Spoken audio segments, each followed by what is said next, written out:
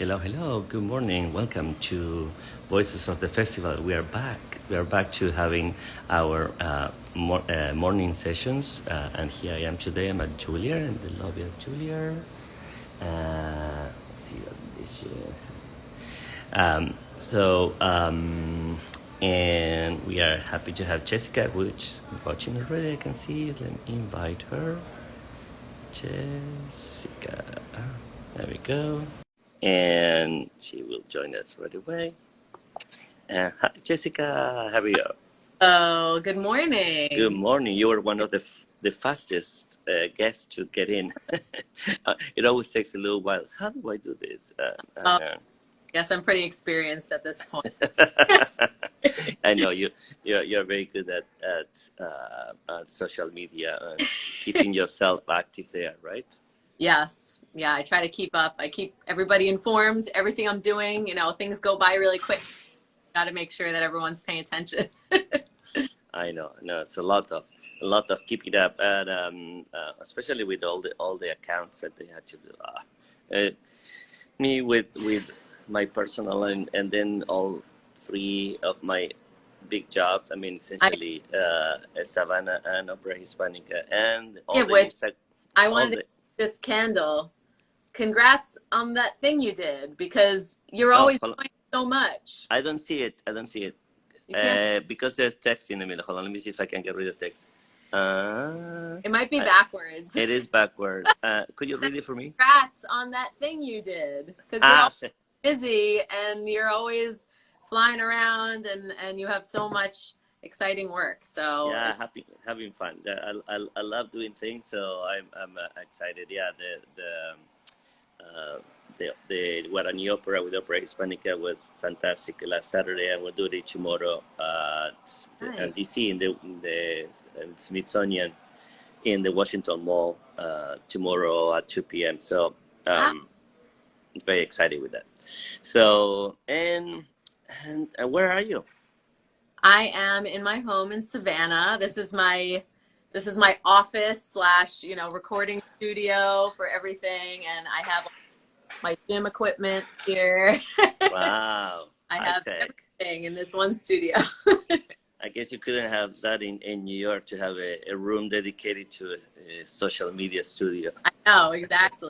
It would have been a lot more difficult to. So now you are in Savannah, and I think you're in Savannah because of the festival, correct? Yeah, actually, yeah, it goes back a long way, because I started singing with the Savannah Voice Festival in 2018 while Scott and I were living in New York with Toby Hollenberg for 2 years in a row, and we thought that the landings in Savannah would be a wonderful place for Scott's parents, my husband, for those who don't know, for them to retire, because they wanted to move somewhere warmer than Colorado. And so they checked it out. They stayed with Toby and they bought a house. And we ended, fast forward to the pandemic, and Scott and I were just freelance performers, and we lost all of our work in New York, and our lease was up. And so we thought we would just stay with some family and just ride out the pandemic. And my family's in New York, but there was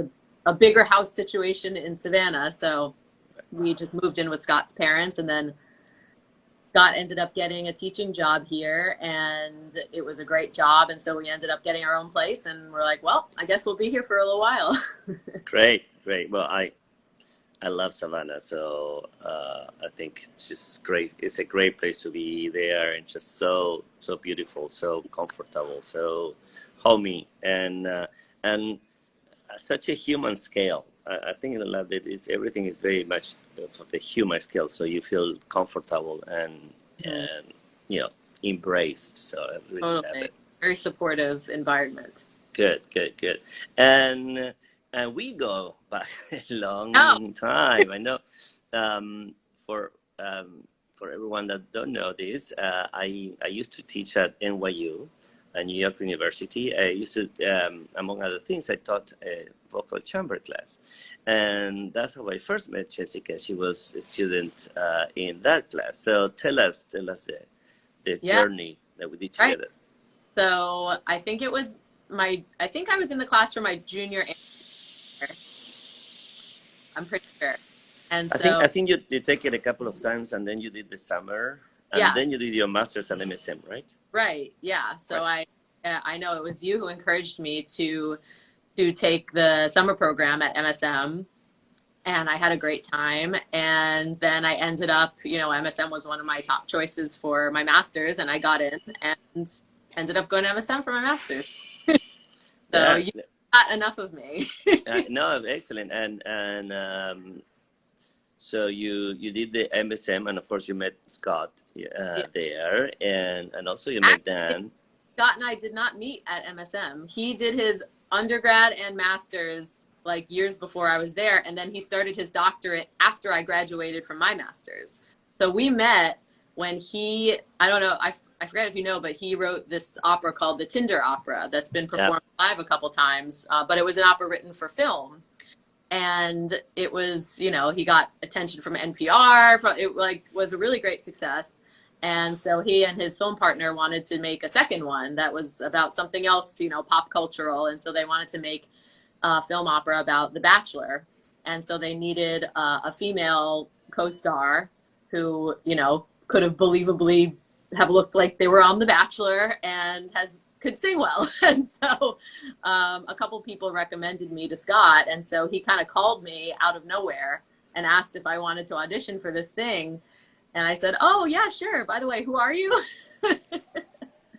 And so we ended up working together on this project, and it all happened from there. But we had a lot of friends in common because we both went to MSM at such a short time period of one another, but we actually never attended at the same time.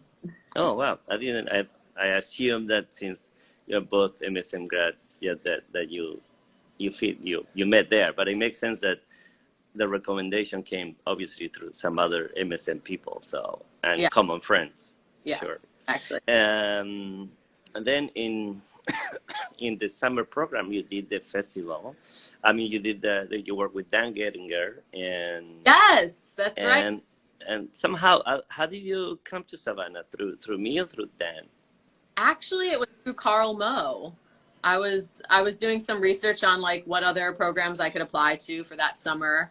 And I just kept seeing Savannah Voice Festival as something that Carl kept doing, and it seems like he was having such a great time there, and it seemed like he had such a solid support group of patrons in Savannah who love him. And I was like, hey, should I give this a try? And he was like, yeah, I think that'd be a great idea. And then I had started working with Beth Roberts about a year Oh, before. perfect. And so sort of a combination of Beth working at Savannah Voice Festival and Carl encouraging me to do it and sort of putting in a recommendation. It all perfectly set me up to come to Savannah. Great. Yeah, I recommended Carl. Maria said we need some tenors for some projects, so I said, well, try Carl, and he loved it there, and we. I remember that was 2014 actually. I remember Wow. because, and he's been engaged and involved with Savannah, like you, like Yeah. nonstop since. So I'm glad that you guys are such a strong part of the family. How do Yes. you, talk about that? You thought that um, Savannah was Savannah Voice Festival was such a great support. How was your experience yourself? I mean, obviously you like it because you stick Yeah. with it. Yes. But I um, just want to just if you kind of verbalize how it is from the artist point of view, because I think some of our guest donors and audience members don't know exactly what the artist feels in terms of being part of the Savannah family.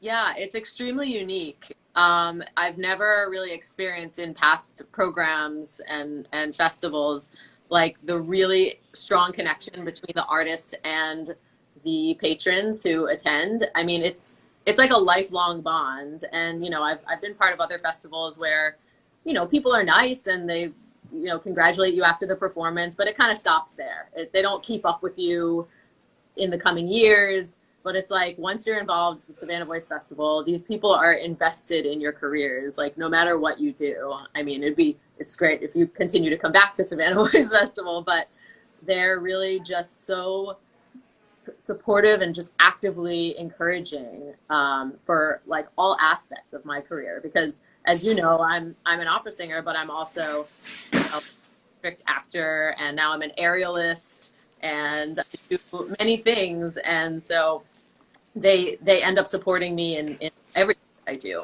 And I even am personal trainer for Toby Hollenberg, who was my first, patron housing mom. So they become really involved in your lives, and really just supportive, and like just help you with anything you need while you're at the festival. Fantastic. What's an aerialist? An aerialist is like an acrobat who performs on specific apparatuses, like the aerial silks, like the two silks that come down and climb them, do special things, and then there's a hoop, and there's a trapeze, and so all different apparatuses you can use. For when I was just on America's Got Talent, and I used the lira, which is an aerial hoop, while I was singing. Right. Well, we saw that video was fantastic, and you singing "O mio bambino caro," mio bambino, right? Yeah. Yeah.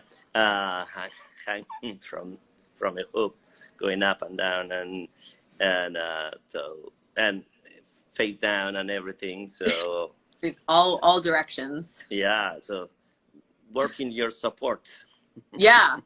Seriously, like Scott sometimes says that I sing my best when I'm in the hoop, because I'm so supported, and like I'm so concentrated on my breath that there's really no other way to sing. Right. Oh, interesting that you will think that the main thing that you will think is just not to fall, but I guess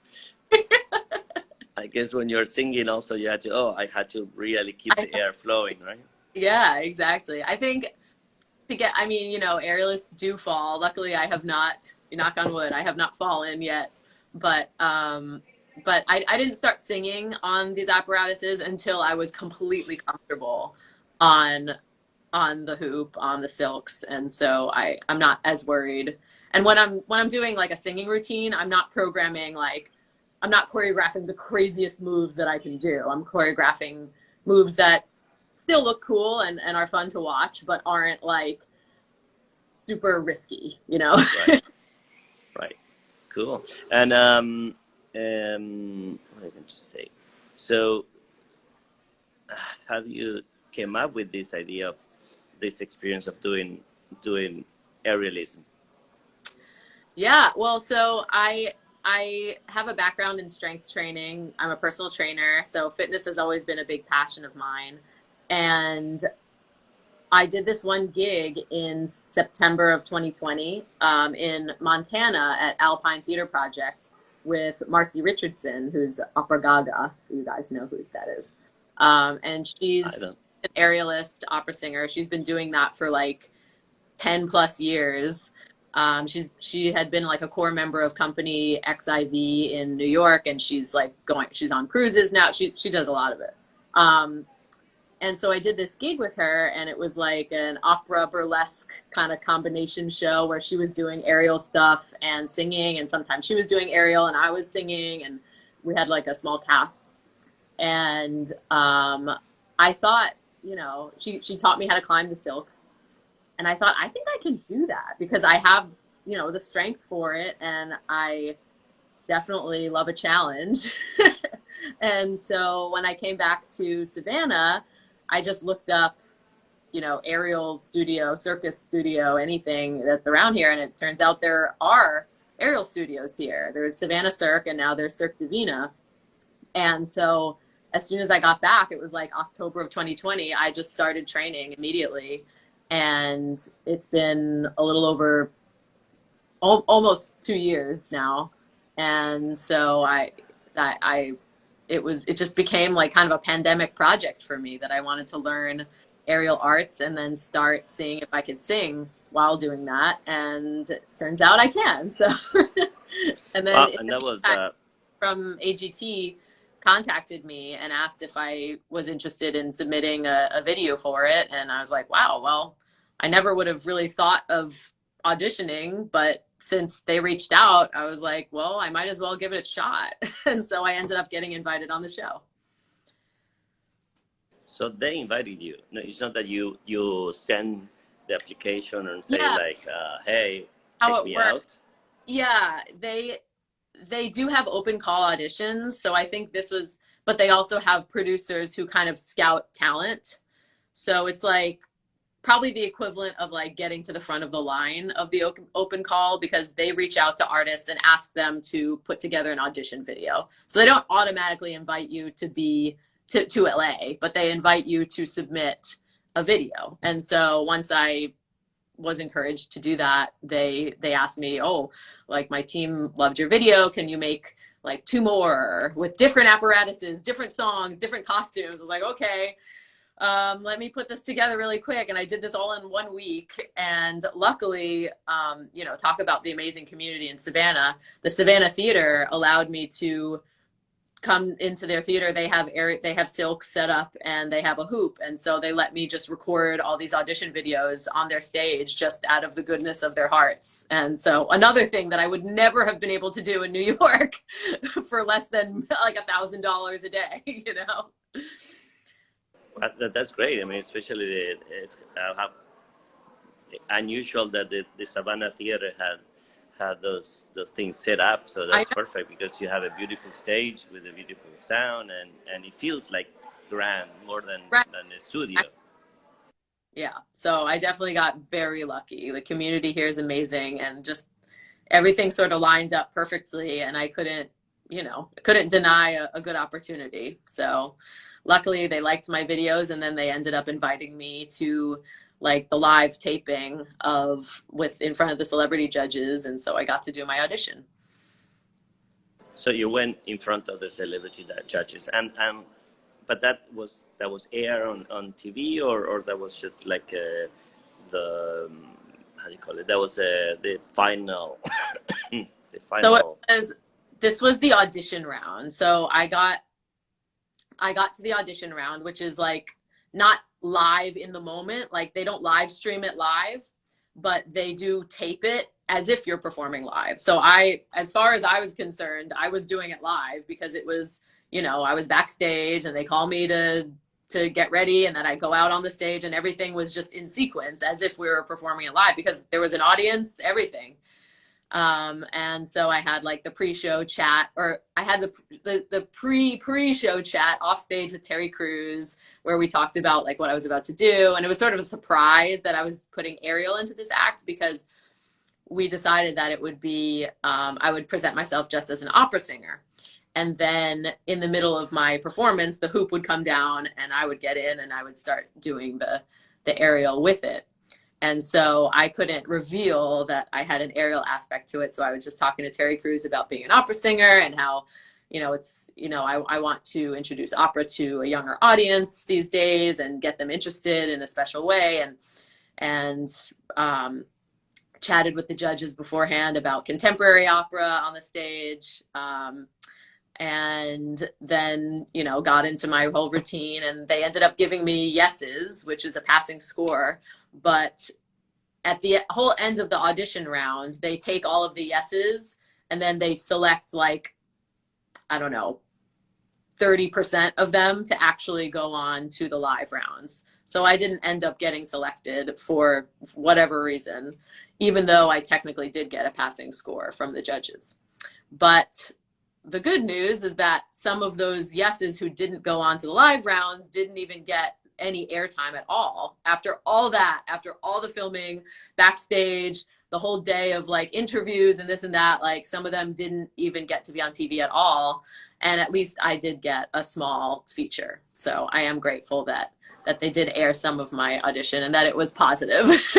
Great. So when did they air? How did they air part of the audition? It aired at the end of July.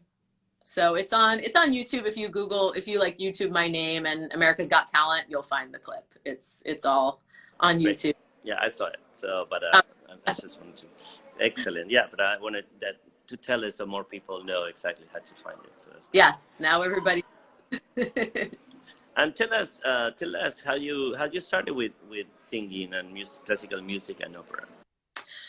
So I started when I was young, mostly, I mean, I was like, kind of stereotypical singer. I was singing before I could even remember, but Where are you from? I'm from Long Island, New York. And so my formal training began when I was about 11 or 12. I started going to a summer camp for performing arts, USDAN, out on Long Island in Huntington. And I started doing musical theater there. And then I started training with a classical voice teacher at 13 and did all of the musicals in my middle school. And then when I got to high school, my high school, along with the musicals, the plays, the all sorts of different, the improv troupe and everything, they do operas and full length opera in the original language. And so I was definitely intrigued and started preparing. Which high school is the Great Neck one? Just, yeah, Great Neck South High School. It's a public high school.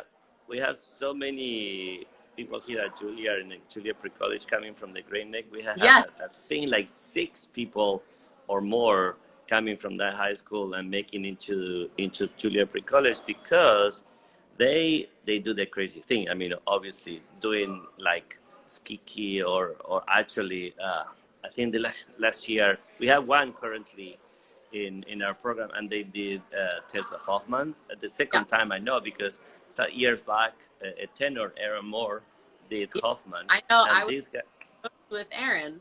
Oh, you went with Aaron? Yeah, he was I think 2 or 3 years below me, but we did Le Nozze di Figaro together at school. And he was Don Curzio and I was the Countess. And then the next year we did The Merry Widow together, and we were he was Danilo and I was Hannah Glovari. So yeah, Aaron. Perfect. How random is that? That's great. And exactly. So and of course, people will consider unusual to be doing full operas with orchestra in high school, but they do it. Hey, they do it, and actually, kids love opera because of that. And I think we should, revisit this idea that young people should not be doing opera because actually, you guys get motivated and continue in that path. And I think it's just extremely valuable. Exactly. If I hadn't done it in high school, I don't think I would have ever thought of pursuing opera because I would not have really known about it. Maybe I would have known about it in passing, but I probably would have just gone right into musical theater. But just being introduced to opera in high school, I found this intense passion for it and the extra challenges that opera brings vocally and challenging you with languages and everything. And so I think it was super important for me. And my choir teacher back then who basically music directed all of the operas and held rehearsals and everything, Dr. Pamela Levy, she was a huge motivator for me. And she ended up she took a position at Great Neck North High School. And so she's creating the opera program there now. So she went from South to North. And I think they're still doing the operas at South, but now it's growing to North. And so I think that's where a lot of the students in the pre-college are now. And Pam teaches at the pre-college at MSM actually. But okay, well, that's a big competition now. Yeah, the South and the North, which I'm sure for a high school must be a big deal. Yeah.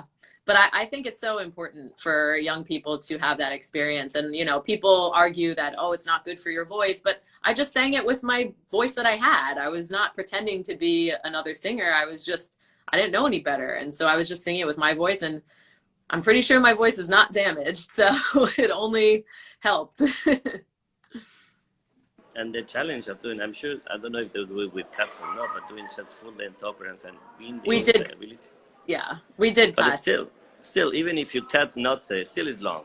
No matter how much you cut it, even if you just do the arias and some of the ensemble, it still is long. So just to learn so much repertoire at that age, it's just outstanding.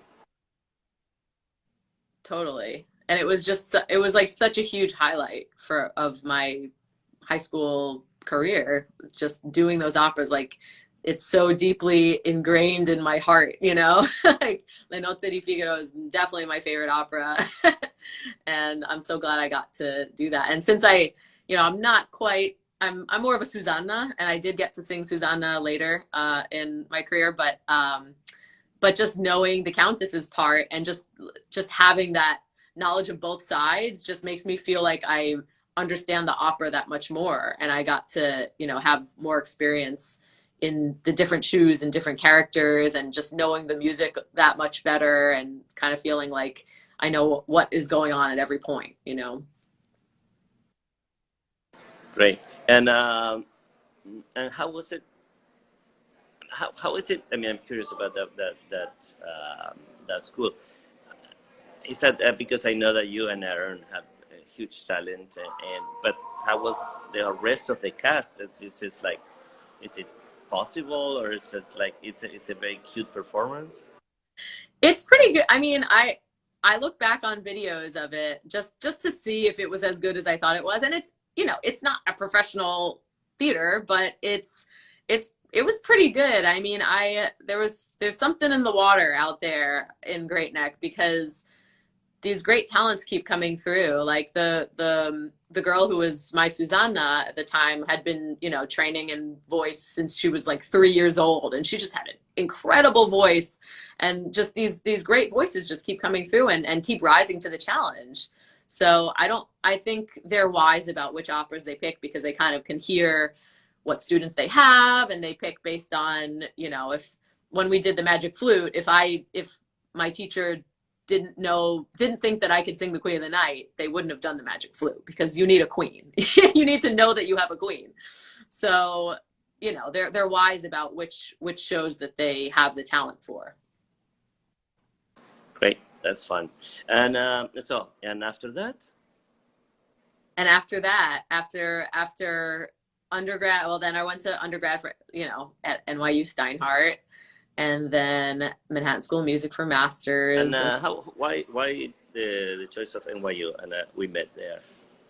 So I was thinking about what I wanted to do, and half of me was trying to be more practical, knowing that a career in opera would be really difficult. And so I was looking for a program that was a university that had a conservatory-like program within the university. I didn't want to go straight into a conservatory for undergrad, because I just wanted to make sure I was making the right choice for myself. And, in case I didn't absolutely love it, I had a bigger university to fall back on. And so I just found Steinhardt. I found the program, and it just, I had the grades for NYU. And so I discovered this program, and it just, I don't know, I just had this feeling about it. It just felt like I would just fit right in. And they had a musical theater aspect to it also. And I also love musical theater. And so I love that there was acting training, there was, classical voice and musical theater. And I thought their productions were fantastic. And so, I don't know, I just had this feeling about it, and it was the only place I applied. So I applied. I mean, I had some things on the back burner. I had like second choices, but I applied early action. And so if I didn't get in, I would have had to really scramble for the rest of my applications. But it was basically the only program that I ended up applying to, and luckily I got in. That's great. Were you able to do musical theater also in the program? Because I think they're pretty separated, although they're very good in the musical theater. Yeah, so the first 2 years, freshman and sophomore year, you kind of all have classes together as vocal performance majors. And then in junior and senior year, you start to specialize a little bit more. The musical theater kids get their musical theater repertoire classes, and the classical gets the song and aria repertoire classes. And so, but that said, the productions, you could audition for any production you wanted. So I was in a couple of the musicals there. My senior year, I was in Fiorello at the Skirball Center, which was so awesome. And I think the musical theater program is fantastic there. And so it was just to be among that talent and that cast was like unforgettable. And we had Sheldon Harnick come to rehearsals. So that was truly amazing. So it was a nice, well-rounded experience. Funny And, when I did one of my first conducting job was doing a new version of L'Enfant les Sortilèges with the oh, translation by Sheldon Harnick. really? Yeah, yeah, he made a translation for us, and it What? was like it's really fun thing. It was yeah, that was like my second year in New York, and it's actually was my second opera I conducted. Oh my God. So I love that. That's such a great one. Um, that's so cool. I had no idea. I I don't know if I have that copy of I should have the copy of that translation, and it would be fun to review it. Yeah, send that to And me. yeah, I should see if I have it. I should have it, right? I mean, there's no reason why I don't. So great. And so what are you doing now these days in These, in in oh man, doing, post-pandemic Savannah? I know the pandemic changed up a lot of things. You know, like many Well, offices. certainly made you an aerialist also, on top Yes, of everything that you do. exactly. Yes, as if I don't do enough. Now I'm an aerialist. Yeah, and now I'm getting gigs doing just aerial stuff. Like I just performed at the JEA gala last weekend with Cirque Divina, the aerial troupe here. But yeah, these days I'm Should doing always sneak some aria there anyway. right. You know, I'm sure they would love it. Yeah, but that's an upcharge. These days I'm doing a lot of I'm doing a lot of acting actually, and trying to get a lot more into film and TV. I booked my first like, you know, big TV role. I mean, it's not a big role, but it's my first union television role in Panhandle, which filmed in Savannah, but my New York agents got it for me here because they have access to all that stuff. And so I got to be in a scene with Luke Kirby, who plays Lenny Bruce on The Marvelous Mrs. Maisel, and Tiana Okoye, who is in The Good Place. Anyway, they're just like these big stars, and I got to be, you know, their tour guide for a rum factory. So I got to do that. I've been getting some more Do you have lyric? Do you have the text? lines. Yeah, yeah, Yeah. Okay. yeah, Also, so you're really acting there. yeah, yeah. Yeah. And I booked a And few. when is it? Did it air or when will it It air? airs soon. The season premieres on the 20th of September. So it's very soon. Tomorrow, Wait, no, today's what day is today? 23rd. Today's the 23rd, so the Yep. 20 in 3 days, the 26th. Oh, 26th. I thought you said 24th. Okay, Oh, 26th. Okay, yeah. okay, okay. Um, yeah. So the whole season premieres. I don't know if they're going episode by episode or if it's like the whole season will be just out on it's on Spectrum Plus and Roku. So we'll see. And I'm keeping my fingers crossed that my scene didn't get cut, because it's you know, I have like 2 lines, so it's not like a huge thing, but it seems like an important scene. So I hope that it will still be in. But yeah, and so I booked a few commercials here and still auditioning for things. And so I always have my, you know, self-tape studio set up so that at a moment's notice, as soon as I get an audition, I'm like, okay, got to set it up. Either I'll have Scott read for me as my off-camera reader, or I have friends nearby, or in a pinch, I'll call a friend and have them read over the phone. But so it's a lot of auditioning and performing live around town, and aerial stuff and personal training. So it's like I have all my skills on rotation, so I never get bored. So you do a bit of everything all the time. Yeah. And that's fantastic. That's fun and very very modern. And I know that in a way that's what shows in your social media, that you do many things and you show everything that you do at the same time, and it's all fun and energetic. I'm glad. And you're doing something for us today, tomorrow, and Sunday, right? And it's a beautiful Yes. collaboration with the Savannah Phil. It's actually the first collaboration that we're doing this year, and we're very excited to be doing something together. Tell us more about it. Yeah, it's a great collaboration between Savannah Phil and Savannah Voice Festival, and it's me and Chad Sanka who are going to be the vocalists for this concert. It's a couple of outreach concerts. The first one's at Hull Park in Savannah, and then the second one is on Sunday at the Savannah Yacht Club.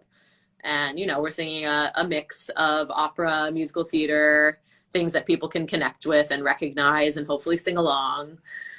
Yeah, it should be really fun. There's a violinist who's going to be playing some solo stuff and with us, and a pianist, and so it should be a really fun concerts.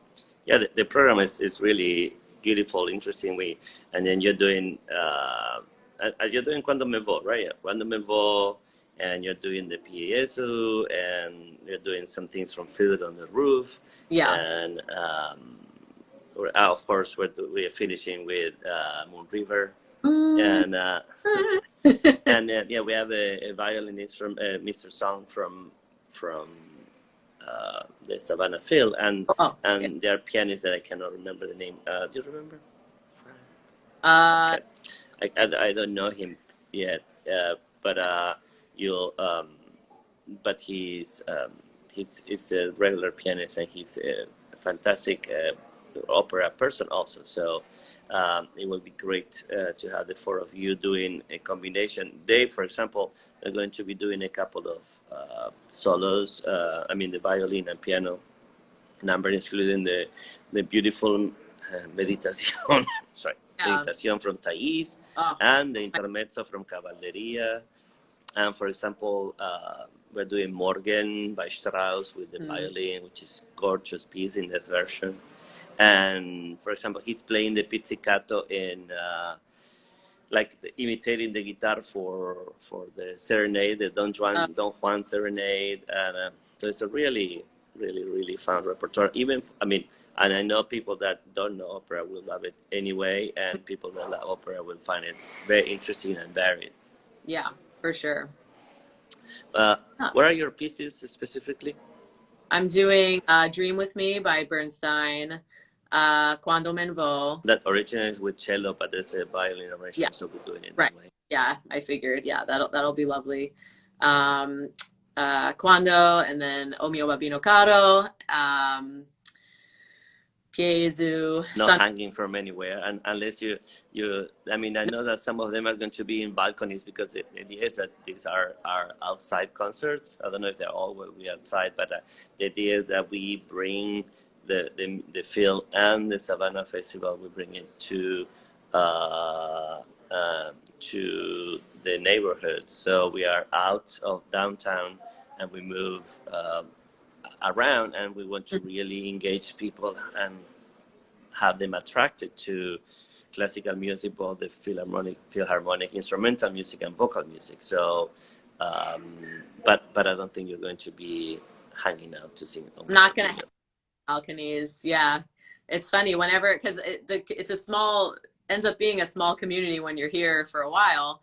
And so when I was at the JEA Gala doing Ariel, people were at my concert the night before at the temple, where I did like a one woman show for the Slichot celebration that night. And so they were like, "Wait, are you singing tonight? Are you doing it? What are you doing?" So when people see me at an event, they don't know what's going to happen.